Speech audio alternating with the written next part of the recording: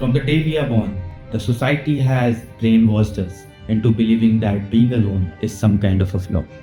If you sit alone at a cafe, you will be judged. If you don't have weekend plans with your friends, you are missing out. If you are not active on social media, you don't post, you don't engage, you are boring. But what if I tell you that every single person who have achieved great things in life, they have gone through a period of time where they were completely isolated, completely lonely. Because there are things that happens to you when you are lonely. Things that cannot happen in noise, things that cannot happen in crowd, things that cannot happen when you are consistently distracted. And today I'm going to talk about the art of being lonely and why it's so important for you to go through it. The first thing that happens to you when you feel comfortable being alone is that you start getting to know yourself. You see, earlier we were always surrounded by people. We were consistently reacting to their messages, reacting to their jokes, always thinking what exactly I have to say next, what are they thinking about ourselves. We are consistently engaged with other people. And when we finally get the time, we distract ourselves with social media.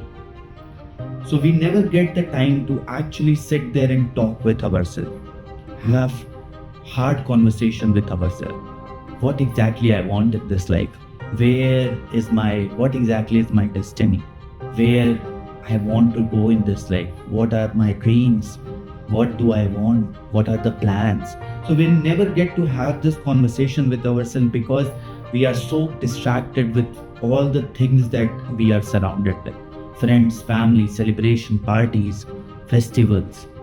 So we have always something going on in our life. So we never get the chance to actually sit and ask and talk with ourselves. So when you cut off these people from your life, you finally get the time. How much will you scroll? 2 hours, 3 hours, 4 hours. But what after that? You will finally get the time. What am I doing with my life? Where is this all going? What do I want to do in my life? You start getting to know your desires, your dreams, your ambition, what really you want. And that will happen when you cut off people from your life and give time to yourself. And the second thing that happens to you when you isolate yourself is that you remove distractions from your life.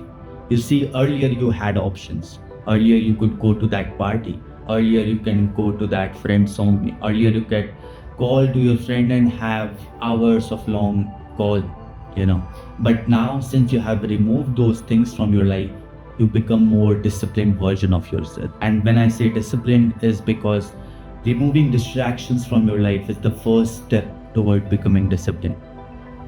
You have to understand, if you have 5 friends who consistently call you, who invites you to all these places, no matter how hard you are trying to become a better version of yourself, you will get distracted at some point.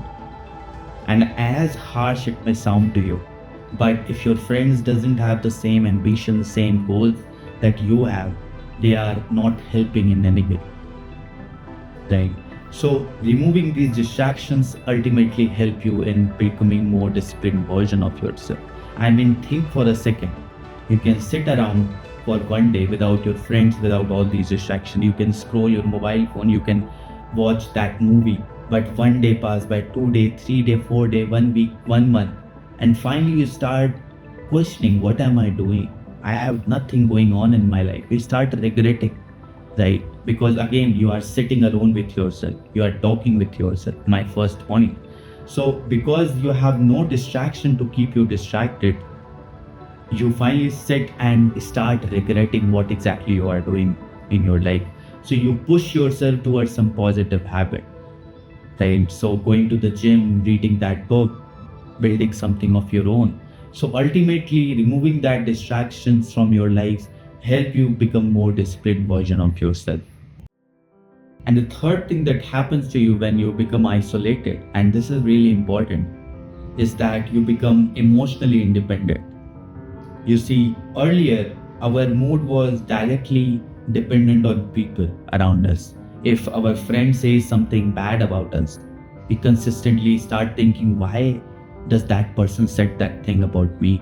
if your girlfriend talks to another guy, your mood drastically becomes bad because you are emotionally dependent on them. So you have to understand, if you have people around yourself and they are close to you, your emotional factor depends on how they are treating you, what they are telling you, what they are feeding you into your brain. If you have 5 group of people for male friends and they are making fun of you, like about some of your insecurity, maybe you have too much pimple on your face and they are making fun of you, you start becoming insecure about that thing. You start accepting their criticism and you start becoming low on confidence because they consistently make fun of you. So your subconscious mind start thinking maybe there is some flaw in me. So whenever you are talking to other person, you consistently think, oh, they might be thinking about my pimple, they might be thinking about my flaws. But in reality, they are not thinking anything about you. They are just having a conversation. But because of that fun that your friends made about you, you become low on confidence, right? So it's affecting you. Your emotionally attachment is affecting you in a way you can't imagine. So when you cut off these people, you are the only person who can feed stuff in your mind.